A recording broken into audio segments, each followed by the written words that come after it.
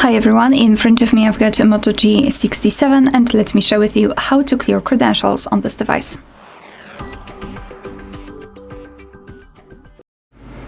So let's begin with opening the settings, and here we have to scroll and find the option security and privacy. Then let's scroll down and find more security and privacy.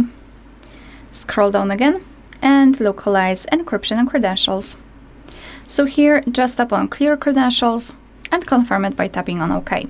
Not only we've got this information, but also this option is inactive, which means that we just successfully removed all saved certificates.